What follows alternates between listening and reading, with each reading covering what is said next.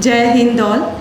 I, Dr. Pallavi Mukherjee, Assistant Professor in the Department of Buddhist Studies of Swami Vivekanand Subharti University, heartily welcome our special guest, Mr. Koji Seto, Director General of Japan Foundation, New Delhi, all the deans, HOIs, HODs, and our students, faculties. Welcome you all. Now, as per the tradition of the department, first we will go for the lighting of lamp. For that, I'd like to call our HOD, Bhante Chandrakirti sir, with Mr. Koji Sato sir. Please.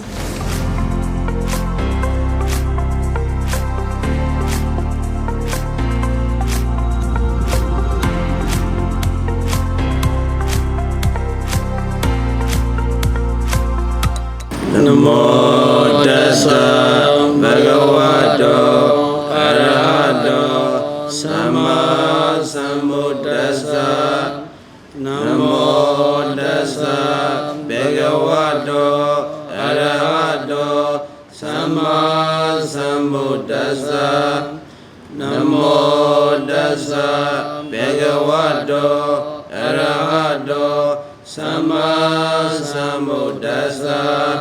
Iti vido bhagava arahant samma sambuddho Veda sarana sammano sugato loka vidu Anuttaro purita dhamma sarati Sada deva manuttanam buddho bhagava Swagato bhagavata dhammo Sandiliko akaliko Evadiko opaniko Viseta veditabo vinyuiti Tupalipano bhagavato savaka sangho Usopalipano bhagavato savaka sangho Nyaya palipano bhagavato savaka sangho Samijai Puripano Bhagavato Savaka Sangho Yadidan Sadari Purita Yugani Ada Purita Bhagala Eda Bhagavato Savaka Sangho Ahuneyo Pahuneyo Tekineyo Insrikaraniyo Kanotaram Punyakitan Lokatan Eom Buddhan Sarandana Dhammatankin Sabhikavo Piyamva Samita Dhawa Lomanto Nayedati Yanto Nimedawa Minglisa Yosamna Bosagunaka Tato Pagavo Tutupina Agana Buddhanubhavina Vinasamendu Yanto Nimedawa Minglisa Yosamna Bosagunaka Tato Pagavo Tutupina Agana Dhammanubhavina Vinasamendu Yanto Nimedawa Minglisa Yosamna Bosagunaka Tato Bhagavato Tutupina Aganda Sangha Nubhavina Vinasamendu Bhavadu Sabha Mingala Rakandu Sabha Devata Sabha Buddha Nubhavina Saratuki Bhavantude Bhavadu Sabha Mingala Rakandu Sabha Devata Sabha Dhamma Nubhavina Saratuki Bhavantude Bhavadu Sabha Mingala Rakandu Sabha Devata Sabha Sangha Nubhavina Saratuki Bhavantude Tabhidyo Visandu Soko Loko Vinatatu Made Vandraya Sukhi Tika Yugo Bhava Abhivadana Silesa Nisan Oda Pasarino Sadaro Dhamma Vanandi Ayu Vano Sukham Palam Sadhu Sadhu Sadhu. Thank you, the Bhikshu Sangha.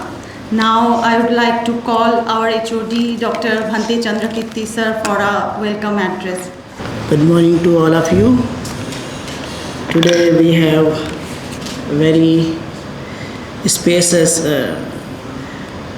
or very great our guest, Mr. Koji Sato, Director General, Japan Foundation, New Delhi.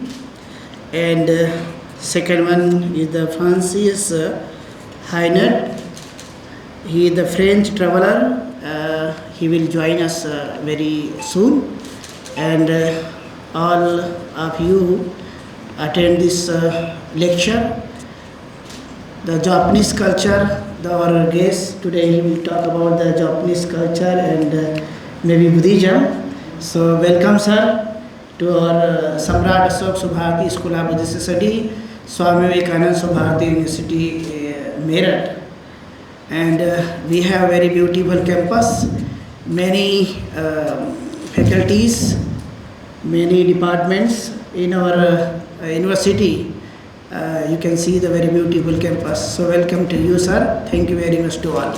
Before welcoming you, sir, I would like to mention that Japan's history spans from very prehistoric times through periods of significant cultural and political development. The early Zomon and Yoi periods saw the establishment of agricultural communities. Then the classical period introduced Buddhism, influencing the Nara and Heian eras marked by flourishing arts and literature. The feudal period featured samurai rule under shogunates, leading to internal conflicts until the Edo period's long peace and isolation under the Tokugawa shogunate. Then the Meiji Restoration in 1868, the modernized and industrialized the Japan. The 20th century saw Japan's imperial expansion on World War II and then subsequent economic growth, shaping Japan into a contemporary global power renowned for its technology, cultural heritage, and also every Japanese citizen for their great patriotism. Now, India and Japan has a most significant cultural links with Buddhism, originated from India and spreaded to Japan via China and Korea. Prince Sotoku of 574 to 622 was instrumental in promoting Buddhism in Japan. Many Japanese practices like Reiki, it's a Mahayana Buddhist meditation healing technique, text like Pragyaparamita, Saddharma Pundarik, temple architecture traces the roots of Indian Buddhism. Throughout history, there have been several cultural exchanges between Japan and India, especially in the fields of philosophy, art, spirituality. Notably, the Indian monk Bodhisena, he traveled to Japan in 8th century and played a role to establish the Qigong school of Buddhism. Indian epics like the Ramayana and the Mahabharata have inspired various forms of Japanese arts and literature. Indian festivals, cuisine, yoga, Bollywood have become popular in Japan. Similarly, Japanese culture including anime, manga, martial arts, meditation techniques, cuisine has a significant following in India as well as worldwide. In the 20th and 21st centuries, cultural exchanges have increased due to the globalization. This rich historical and cultural interplay highlights the deep and enduring connection between Japan and India, contributing to their own unique heritages. In these regards, I would like to call Mr. Koji Sato, Director General of Japan Foundation, in the dais for his enlightened speech. Please. Dignitaries, distinguished faculties, and dear students, Devion Sachno, Namaskar.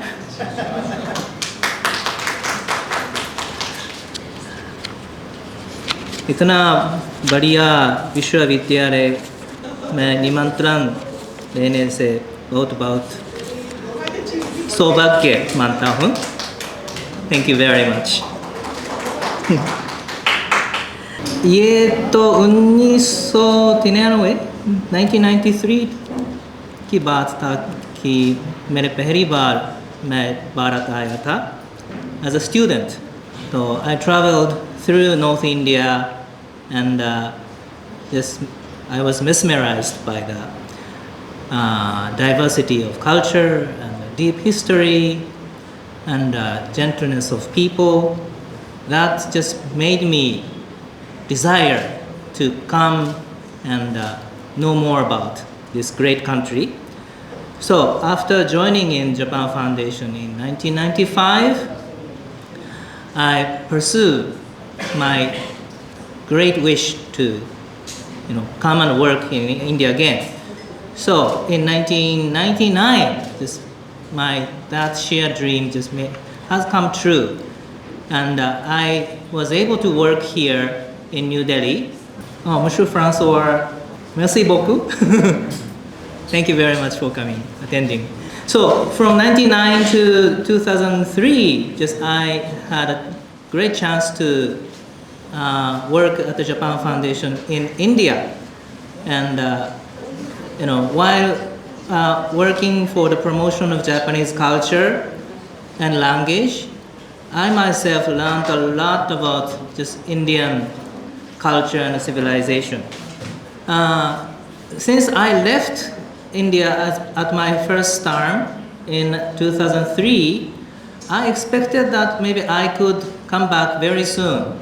But it took actually 18 years long, to fulfill my desire to come back. So it was early 2021. After 18 years, I got a chance to work, as a second term in New Delhi.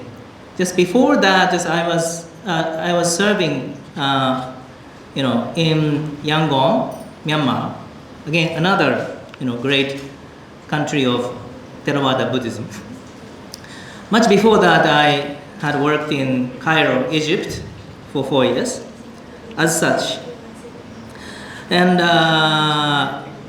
maybe at the end of my humble lecture, let me introduce more about the Japan Foundation's services, that may be beneficial to you all.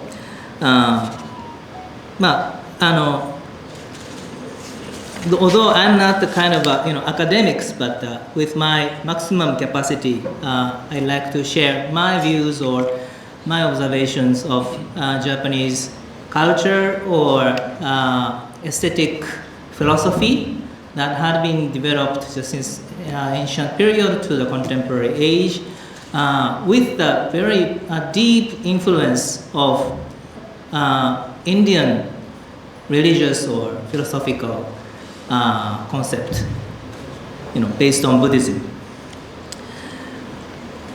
If it's possible, just can you play my PowerPoint?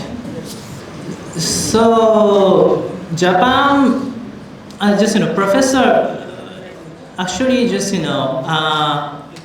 had a wonderful, quick observation or great glance of the Japanese culture or historical trajectory of development of Japanese,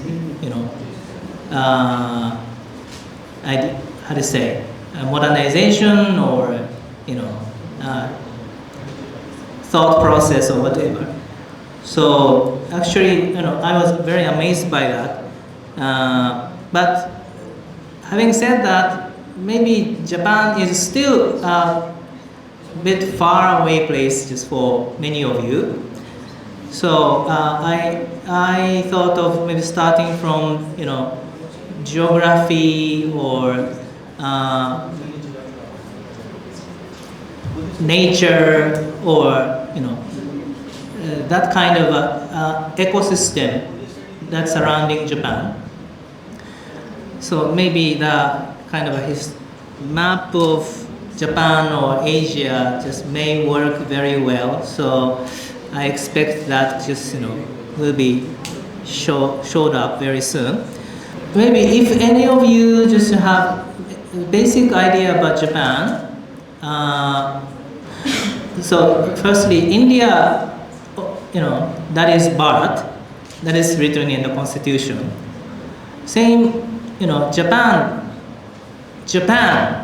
itself just, is used for mostly in the international arena. We call ourselves Japan, or you people, just foreign people, just call us Japan or Japanese. But there are other our original or domestic used to name. If you know, you don't know. Anyone? Japan, that is India, that is Bharat. So Japan, that is. You don't know. It's called Nihon, or Nippon. Okay. Oh yes, NIWON. Yeah, Nihon or Nippon. Nihon's ni or Nippon's ni is sun, and hon is the just origin. So that's why land of the rising sun. We call ourselves Nihon, and Japan comes from Japan. The European traveler in the medieval period called Marco Polo just traveled around Asia, and just found that just get to know that there is separate, isolated islands with full of gold. So land of gold, they call the place Jipang, and later on, just this European keep calling us or the country Japan. So India, Bharat, Japan, Nihon or Nippon. Okay. If we can see the map, that will be better. So, but it may take some more time. Okay. So geographically, as I say, it's separated from Asian continent with ocean. That ocean is called Nihon Kai or Nippon Sea, right? And just beyond the Nippon Sea or Nihon Kai, we have shared the border with China, mainland China, and Korean Peninsula, and upper north the Russia, and down south, of course, Taiwan and the Philippines, just other South Asian countries. Thank you. So introduction to Japanese culture. So next slide, please. Yeah, this is the map. Okay, this is the map just I want to share with you, right? So Sea of Japan, divide Japan from the Asian continent, right? And actually Japan is called the land of islands. Shimaguni, we call it. Shima is island. And there are actually more than 7,000 islands, big and small. But there are basically 4 or 5 main islands, right? And the major part, just mainland, this is called Honshu, mainland, where the big cities or capitals, old capital is Kyoto, and new capital is Tokyo, is located. Tokyo, Kyoto, right? And northern part, that big island is called Hokkaido. Anyone know about Hokkaido? Maybe no. Actually, this is my hometown. Hokkaido is my hometown. It bordered with Russia. There's a kind of a border issue or dispute between Japan and Russia. So just that Kuril Islands. And down south, a little bit smaller part, called Shikoku and Kyushu, just prefectures or states, and 9 states. Shikoku's Shi is 4, and Kyushu's Q is 9.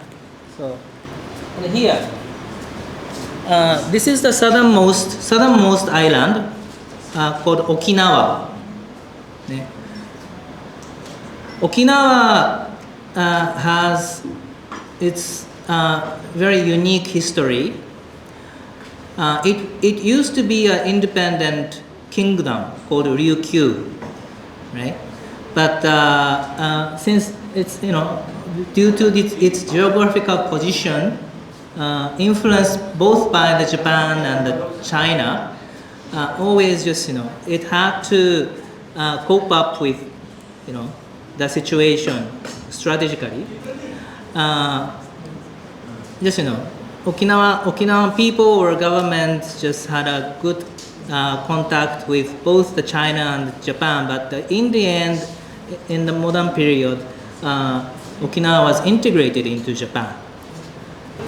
And then in the modern history, at the end of the World War II, actually Okinawa has become the only one actual battlefield where the US Army, landed and just fought with Japanese soldiers, and many people, especially the laymen, got sacrificed. Then after the war, another dimension occurred, and Cold War, and more tension between the east and west, and Okinawa just had become a base, very important base, for the U.S. Army. So it's a very beautiful place, tropical, but in a global politics or strategical point of view, it is really much affected area. And as I say, geographically, look at the latitude. Tokyo's latitude is north 36 degree, and the southernmost Okinawa, Naha's latitude is 26 north. And look at India. Chandigarh, very near here, is north 30. The Mumbai is north 18. That means Japan is much further north, than India. So I learned a newspaper that just yesterday or the day before yesterday, Delhi marked the maybe historically highest temperature of 49.9. So yeah, it's very hot in India. But relatively, Japan, enjoyed the moderate climate overall. Of course, in the north, there is a very severe winter season, with snow, with the temperature of negative, below 0, with snow. Can you flip the slide?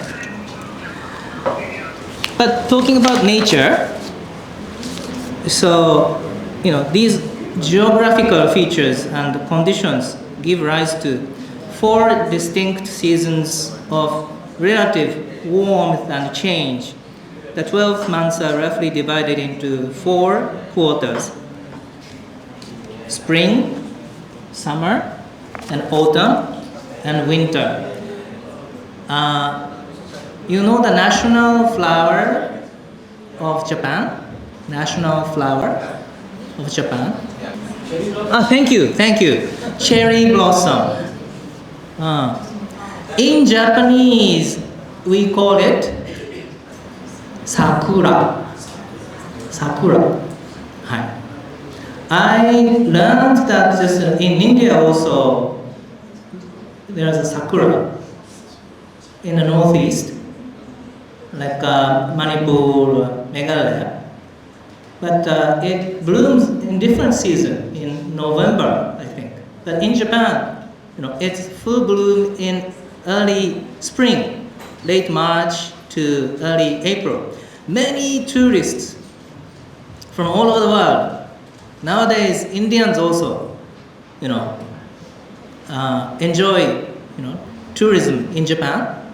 And the very highest point of tourism is in this sakura season, cherry blossom season in early April or autumn, November. You can enjoy the leaves, turning color into yellow and red, just with the natural beauty and historical monuments in Kyoto or Nara, or, those historical cities are so beautiful. So many people enjoy, the Japan with this transition of season, with natural beauty. So under this geographical conditions, in Japan, which is blessed with the dynamism of mountains, rivers, seas, and seasons, so-called polytheistic rather than monotheistic mentality was formed. That is similar to India. So there's no kind of one single capital God, but there are millions of gods in the pantheon, right? God is called Kami in Japanese language, Kami. We just, normally just pray for God, Kami-sama, Kami-sama. Sama is kind of with kind of a respect, Kami-sama. We named just some individuals with respect, just, like a Nareshu Sama, Sama. But for the God, we call Kami-sama. And for the Buddha, we call Hotoke-sama. Hotoke is Gautam Buddha. So Hotoke-sama. Right? So Kami-sama. Millions of Kami-sama. So we call Yaorozu no Kami. Yaorozu no Kami. Literally, Yaorozu means 8 million. 8 million gods are there in the pantheon. Innumerable Yorozu, diversified gods are there. Under the belief that every natural item, just there resides each specified god. In the rock or tree, ocean or mountain. So look at this, the first picture, on the left, just on the big gigantic stone, just people, tie the rock with the rope, sacred rope, shimenawa. So we see the divinity in the nature. The center, it may very look weird. What is it? What is this? Very big trunk of tree. Local people just climb up the mountain and they just cut the, maybe age-old, 100-year-old tree, and just, very stout gentlemen, dozens of members of group, pull it down on the hill to the valley, right? To the Shinto's temple.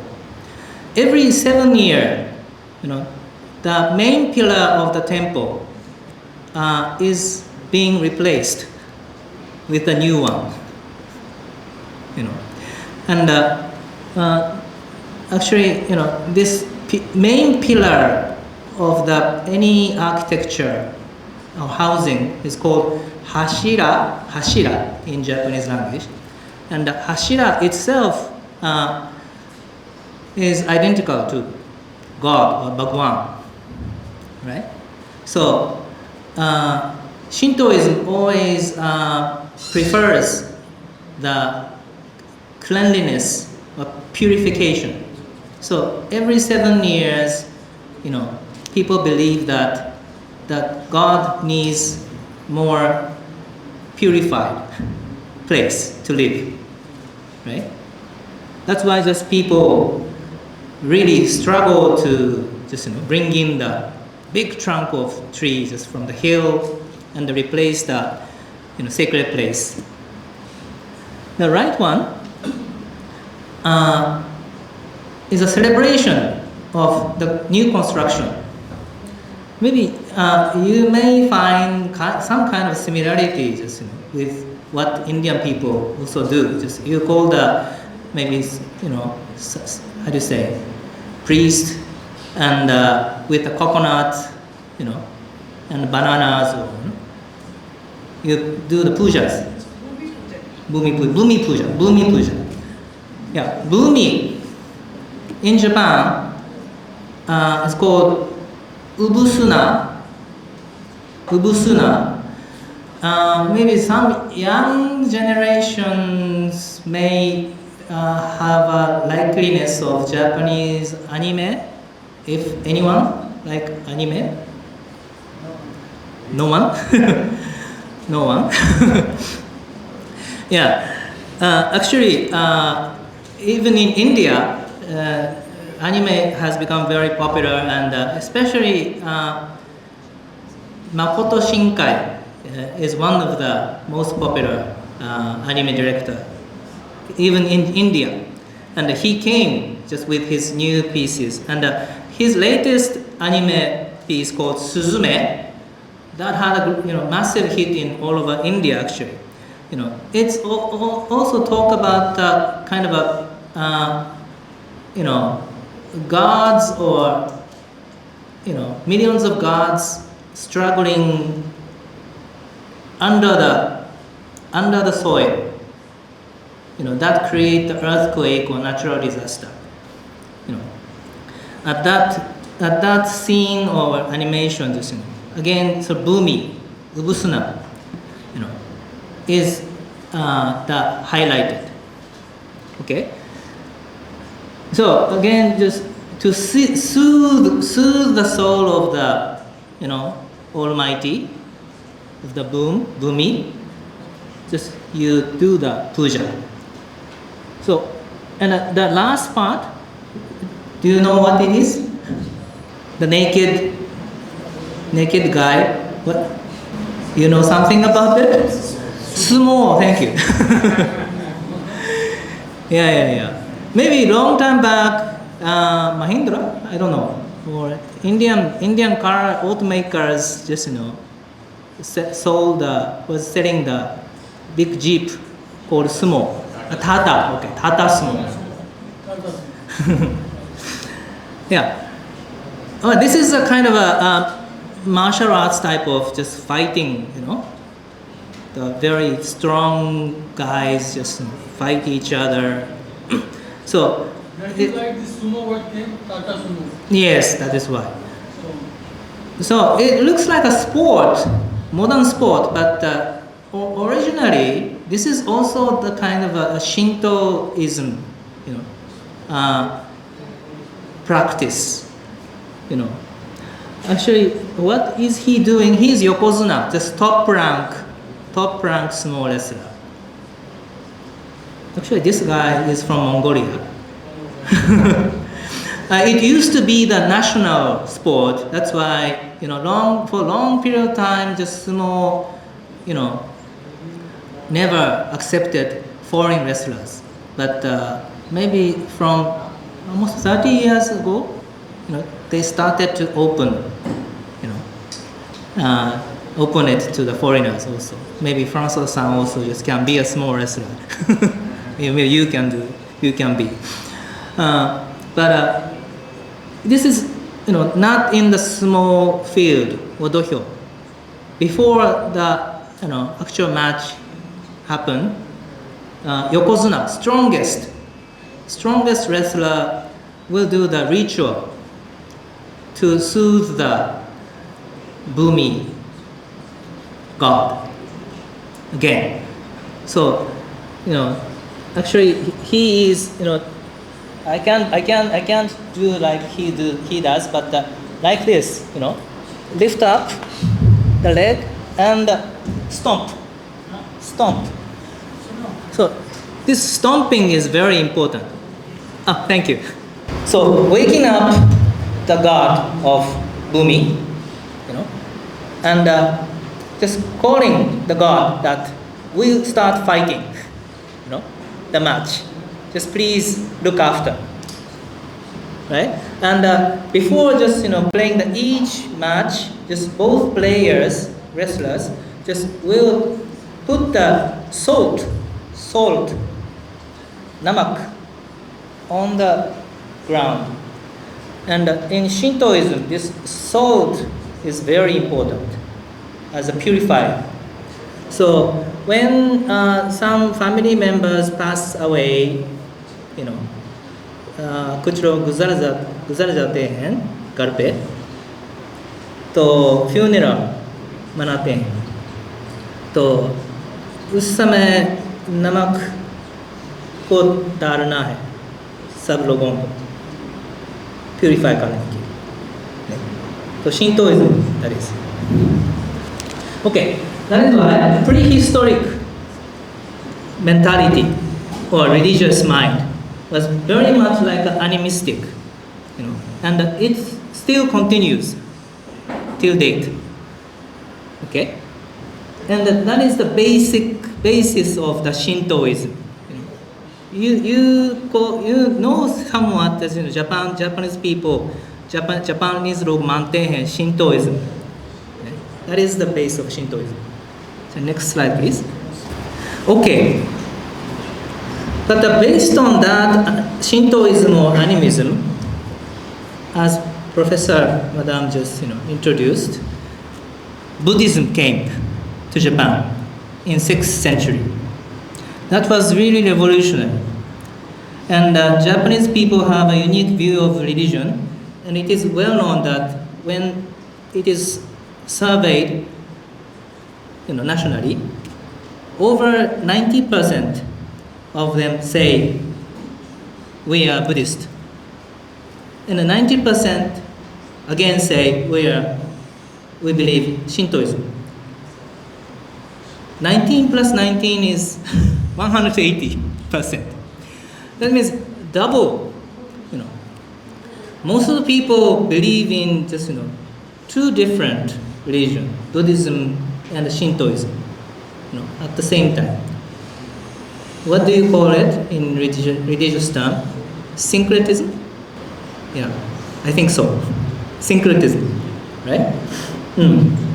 So, these different kinds of religious belief system actually coexist in a mind.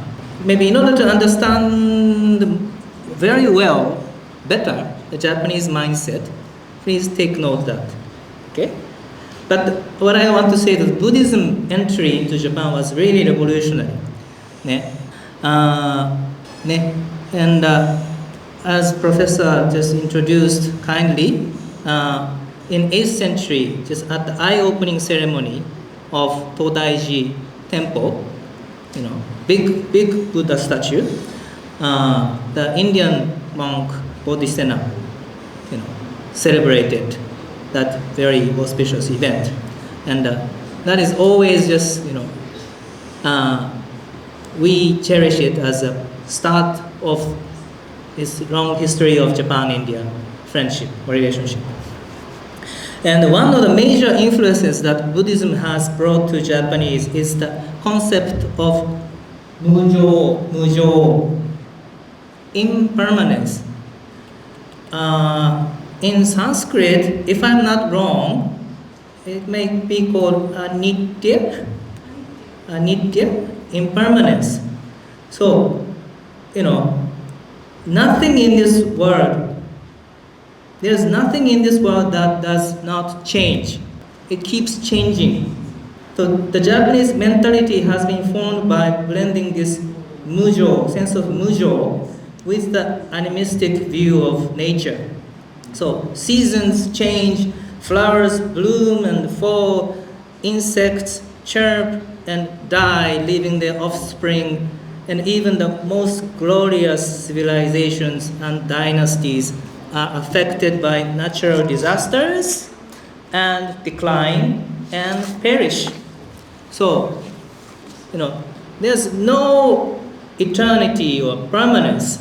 Everything just will change or perish, That is mujo. Maybe I hope that just, you also just, as an Asian, just share the same. So, I'd like to introduce a famous essay from the 13th century, which speaks of this impermanence very well. The author, Kamono Chomei, wrote this essay in Kyoto, ancient capital, after a devastating earthquake. Yeah. As you know, earthquake, hotare tai Japan. So, the flowing river never stops, and yet the water never stays the same. 行く川の流れは絶えずして、しかも元の水にあらず。Form floats upon the pools, scattering, reforming, never lingering long.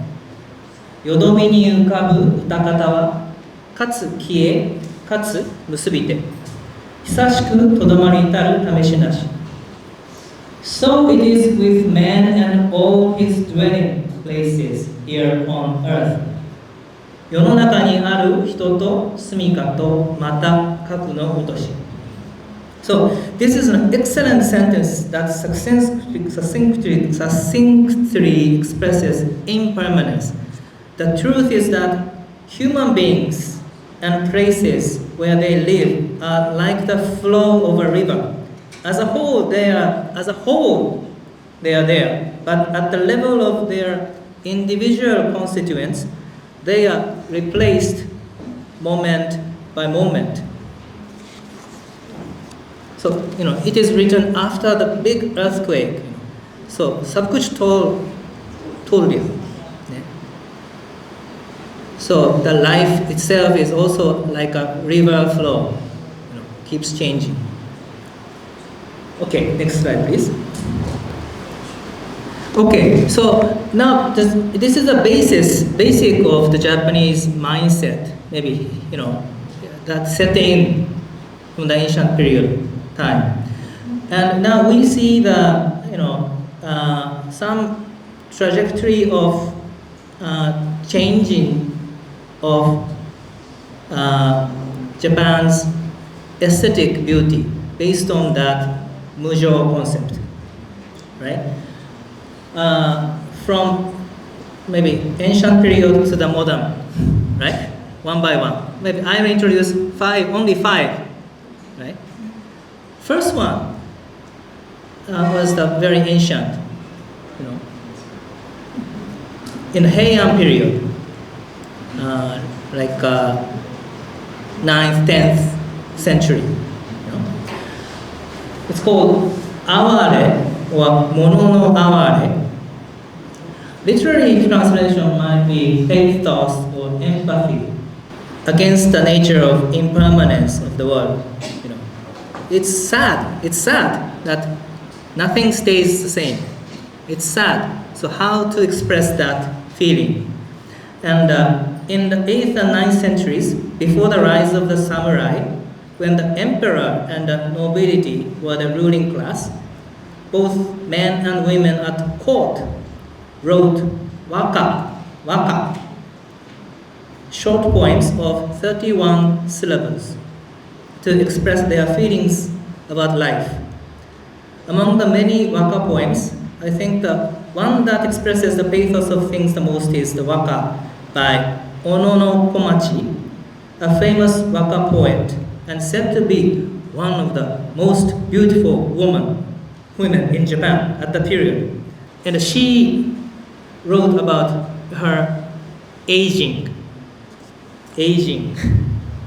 बूढ़े हो जाते हैं, right? Beauty, world beauty, you know? लेकिन बूढ़े हो जाते हैं, अफसोस की बात है. तो花の色は移りにけりな。花の色は、花 is 咲く。Actually, 花 is flower, cherry. 移りにけり。The flowers withered, their color faded away. Right? いたずらに我が身のに降る。While meaninglessly I spent my days in the world. 眺めせしまい。And the long rains were falling. Double meaning, while I was gazing sunk in thought. Right? So she, この小町 just use the metaphor. Her aging as the flower, cherry flower, is dying. Right? Look at the upper part of photograph. This is the handwritten waka poem. Very beautifully written in stylized Japanese. Okay. And she is very lamenting, sad ononokomachi. In Japan, this waka poems, many selection of waka poems are very popular, still in the contemporary age. And there is Hyakunin issue, the selected 100 waka poems that is made in the card game. And readers will read the first half, and the players will guess the actual card on the floor, and take the card, right? And the fight which will win. And this is one of that Hyakunin issue, 100 selected poems. So pathetic or empathy of changing. And a little bit about the Japanese language itself. There's also one trick, in this poem. So, wagami yoni furu. Wagami yoni furu. I spent my days in the world. Wagami yoni furu. Actual meaning is my time has passed. But this furu has a different meaning with a different kanji Chinese characters. This also furu let us imagine of rainfall. Ame ga furu. Wagami yoni furu's furu is time passing, but the furu nagame is long rain. So long rain falling. And another double meaning is called nagame. Nagame is nagai ame, long rain. At the same time, nagameru, gazing. So while I was gazing, my becoming old, or flowers withering, right? So this double meaning also just emphasizing the emotional just beauty. This is the beauty of very shortest form of poem in ancient Japan. I hope that just you pick up some essence of this beauty of literature. Okay, next slide, please.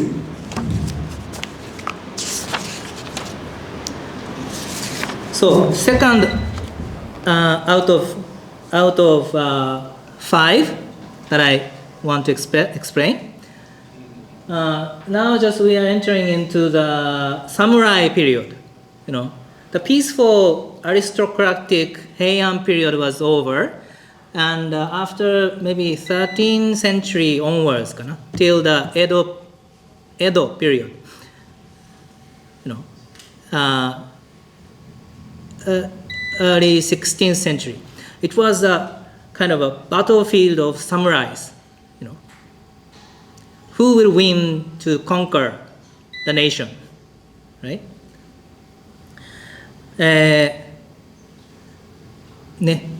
In that situation,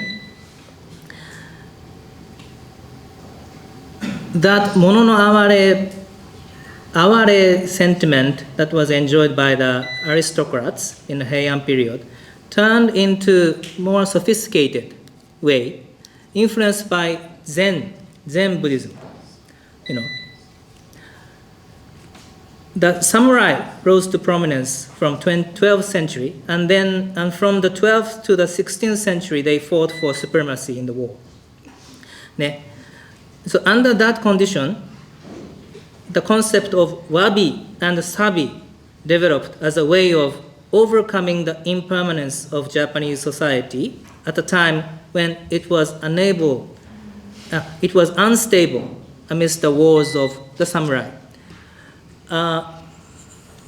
Have you ever read or find the international bestseller called Ikigai? Yeah. Maybe at the same lineup, there is another book, introducing Japanese culture called Wabi Sabi. If you noticed, maybe at the airport bookseller's bookshop, together with Ikigai, you may find the Wabi Sabi book. Likewise, this Wabi Sabi has become very popular among the people in the world. Maybe establishments like Steve Jobs, he is very well known about the person of minimalism. His lifestyle or his living style was so much minimalistic.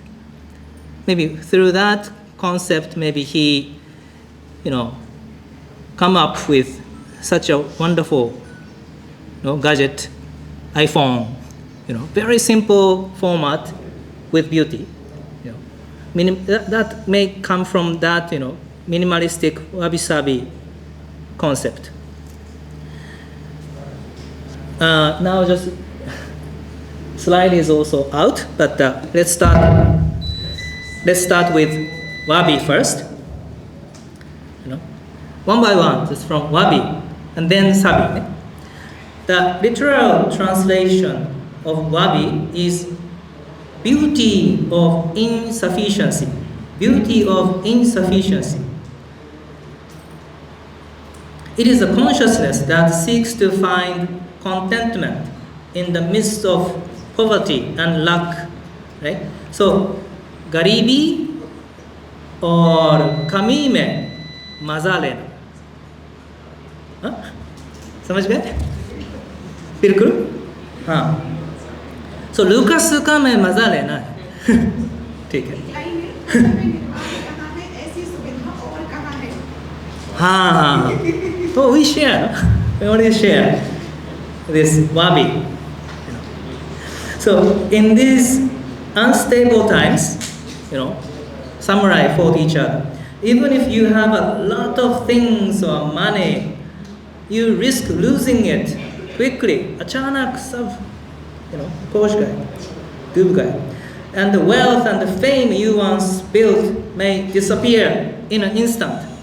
So if this is the case, then we should not cling to it, but accept imperfections and deficiencies, and find beauty in them. So, wabi is said to have been established by Senno Rikyu, the person's name, when he perfected the art form of sado. Have you ever heard of it? Tea ceremony. तो सब लोग चाय तो पीते हैं चाय तो पीते हैं लेकिन कोई तरीका से मनाते हैं गेस्ट को पिलाते हैं. That is a way. So, if maybe you may have seen such kind of scenery. The guests are invited to the tea room, which is only a small straw-roofed room, and are served matcha tea, yeah, made by the master in close proximity, very close. This is a little slightly bigger tea room, but this is only the 3 meter, 3 meter square. Only two people, master and the guest, can sit, and the guest, will enter from here. So they जूता उतार के बिजली छा जाएगा जूता उतार के ऐसे कर अंदर घुस जाते हैं What if the guests are more in number? Huh? What if the guests are more in number? More in number. Yes. Maybe tea master may have built 2 or 3 different types of tea rooms, but that smallest one was the kind of essence. One by one is the maybe best way of communication, right? Really good. Thank you. He also imported haiku chant. Okay, good.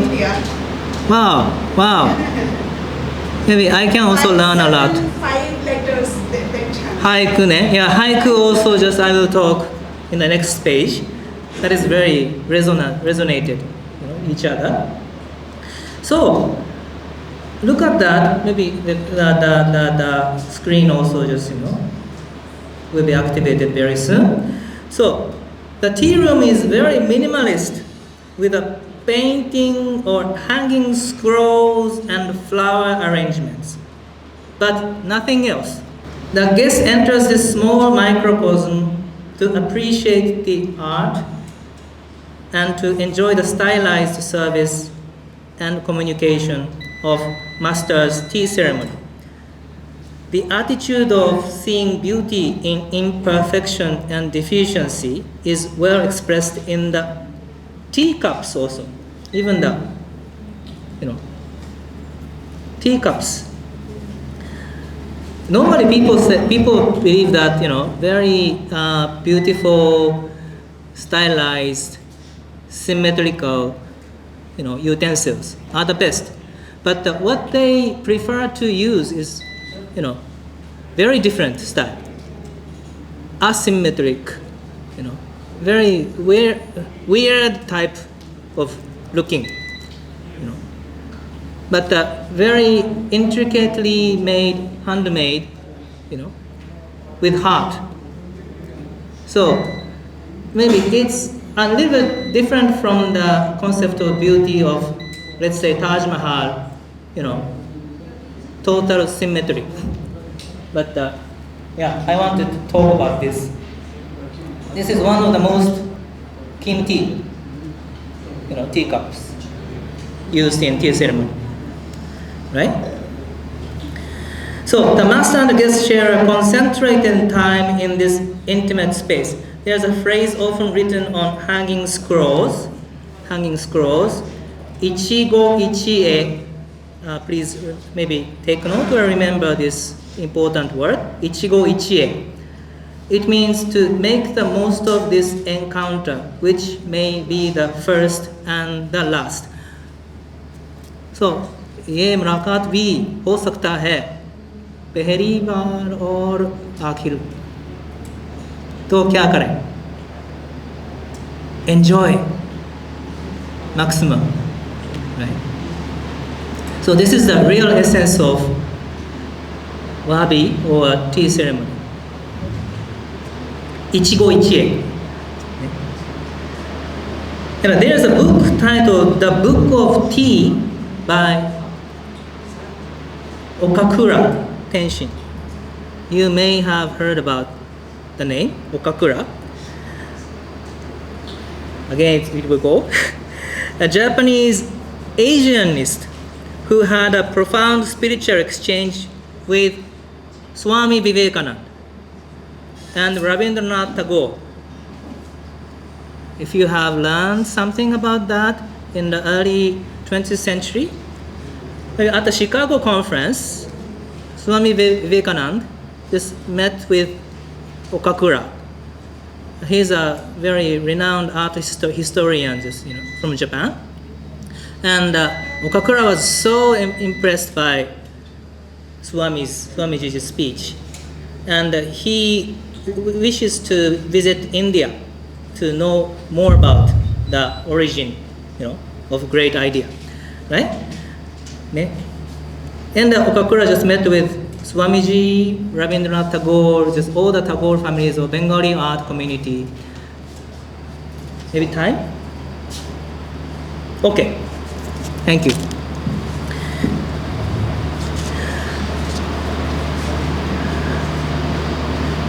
Then Okakura wrote about Senno-Rikyu's last tea ceremony, his last tea ceremony, with his friends when he was ordered to commit seppuku, harakiri, by the shogun Toyotomi Hideyoshi.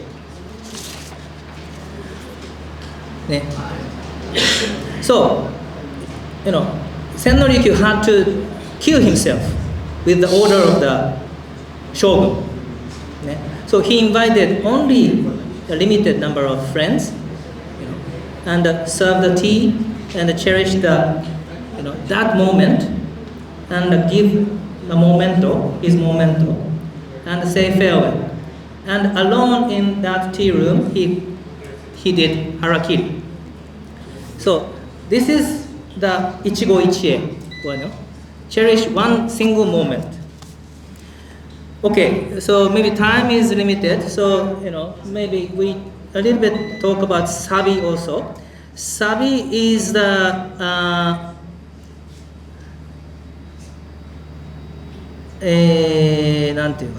definition is the beauty of the quietness, where the profound and rich are naturally felt, and this is mostly depicted in the haiku poet, as the teacher also mentioned. Do you know about Matsuo Basho? Most famous haiku writer, in the Edo period. So I will show only two. Okay? Please allow me maybe 5 more minutes. Only 2 haiku of Matsuo Basho. One is Furuike ya kawazu tobikomu mizu no oto. Bas. Furuike ya kawazu tobikomu mizu no oto. Furuike is old pond. The old pond. Kawazu tobikomu. Kawazu is mendak. A frog jumped in. Mizu no oto. A splash. That's all. What does it mean? Sheer silence. In the mountain, Basho is meditating. Silent. The splash sound. He just look in the direction of the old pond. He see the waters, how do you say? This called ripples of water. Then he realized, a frog. There was a frog. So it's a kind of a ultra bird. First he hear only one splash sound with the sheer silence. Then see ripple of the water. Oh, a frog entered. That sheer tranquility or silence he wanted to express. Very peaceful moment. Okay? And the second one is more maybe weird to you. Shizuke sa ya iwa ni shimiru semi no koe. Shizuke sa ya iwa ni shimiru セミの声。静けさ is tranquility, is silence. And 岩にしみる penetrating the rock. セミの声。A cicada's voice. Do you know cicada? Insect. In summer, it is very noisy, on the trunk of tree. Me, me, me, me, me, me. Cicada. No? The cicada just, normally just live in the earth.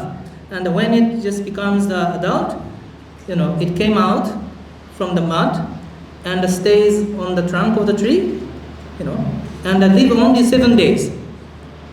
And just bear the children, eggs, and die.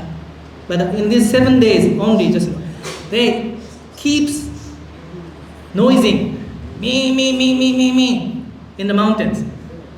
It's very noisy, but the Basho said that silence. Other than that very big noise of insect, no sound. This contradictory matching. He wanted to show the peaceful moment. So this is haiku. So together with tea ceremony, sado, and haiku, you may grasp some idea of wabi-sabi, the essence of peacefulness or concentration of that peaceful, silent moment. How to enjoy it. I wanted to show some more slide about the contemporary, artistic or aesthetic philosophy. That is kawaii. Have you ever heard about kawaii? Kawaii is cute. Japanese people like to make very small things more smaller, compact, useful. Do you know about Walkman? Japan is the first developer of the mobile audio player.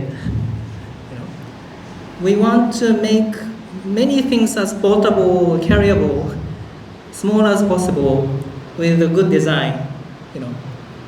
That also comes from that sense of, make things more cherishable, adorable. So it's only the 1 hour, 1.5 hours drive from here. So please pay a visit to the Japan Foundation. Learn Japanese language, Japanese culture with our facilities. Thank you very much. Bahut dhanyavad. Thank you very much, Mr. Koji Sato, for your very elaborate lecture on Japanese rich culture. Now it's the pleasure moment to welcome our second special guest, French traveler, Francois Hanot. Our HOD, Bhante Chandrakirti sir, will provide a garland and planter. Luthra ma'am, please provide it to HOD sir.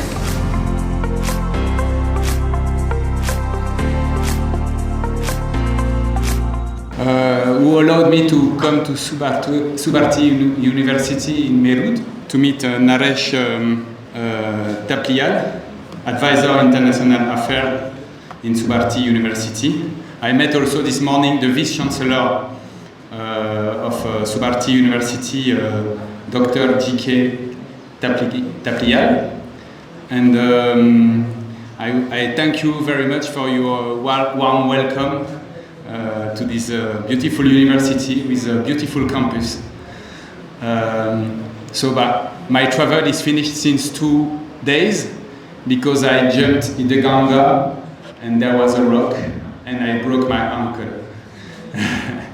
So I began my travel on 14th of February from Lyon in France.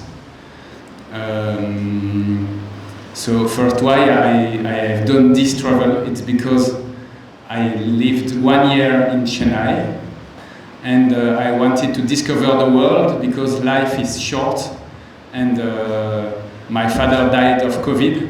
I had a lot adventure during this time, and now I know that life is short and we have to enjoy the life and discover before dying. So I wanted to discover the world, and coming from France to Chennai allowed me to discover 15 countries. I don't know if you know a bit about geography between here and France. There are 9 countries around France. There is also Spain. There is England, which is not far away. We have only 30 kilometers of channel. There is also Monaco and Andorra, which are very small, so difficult to find. So 9 countries. And so I'm passionate. I'm an engineer working in Technip Energies, which is based in Noida, in Delhi. We are 5,000 in India. We are 5,000 in France also. So it's a French company, and I took a leave of 6 months to discover the Silk Road, how we name. Why is it the Silk Road? You know, Silk Road? Yes, so more than 1,000 years ago, we brought the silk from China, and perhaps from Japan also, to Europe, because we were not able to do the silk by ourselves. So we have built a lot of roads, but the main road is going through the actual China, Kashgar, and the actual Uzbekistan and Iran to go till the Mediterranean Sea. So that's the Silk Road, and a lot of persons like this Silk Road because you can discover a lot of culture. The beginning of our history, human history, our everybody history, is coming from this place, Mesopotamia, so between Tigris and Euphrates, where we invented to write more than 5,000 years ago. And it's also the place where 13,000 years ago, humans began to settle somewhere. No, Mesopotamia, between Tigris and Euphrates, in actual Iraq. But in Turkey, there is a part of Euphrates, so I was along this Euphrates. And I like very much history and geography, so it does something to me. I'm not sure that settlement of the humanity was a good idea because of the pollution that we have now. Perhaps if we were nomad and going in the forest now, we didn't have this pollution, not sure. But perhaps we didn't have also the computers and the writing. We don't know. We don't know how history would have been. And why was it easy for me to travel like this? It's because I'm doing a lot of sport. Do you know what is triathlon? Anybody? Triathlon? Swim, run, and bicycle, yes. Swimming, riding a bicycle, and running. So it's my sport. So for me, a bicycle is not a problem. India is not a problem because I have done a lot of bicycle in India 6 years ago. And the only obstacle to my travel was the administrative obstacle to cross the border. So I worked a lot on how to go to China, how to go to Iran, but at the end I had a problem to enter India, because to enter India by foot, by land, in fact I need a visa and I didn't have the good visa. So I had to come to India by plane instead of by bicycle, because the border between Pakistan and India is a bit closed. So that was my mistake. And the second mistake was to jump in the Ganga. So yes, I discovered a lot of things. I have done a blog on which I explain each step, what I'm thinking, what I discover, and the main thing, the 3 main things that I loved in this journey. I came to India because I know that India is the best country to be It's the best culture, the most beautiful and very gentle person with the smile, not like everywhere in the world. And if you want to go to a shop 200 meters from your home, please don't take the car, take your foot. Even if it's 50 degrees outside, you can go by foot, it's feasible. That's my message. So be afraid of the future and try to work together to change the world and to have an ecological world. Take your foot and take the bicycle.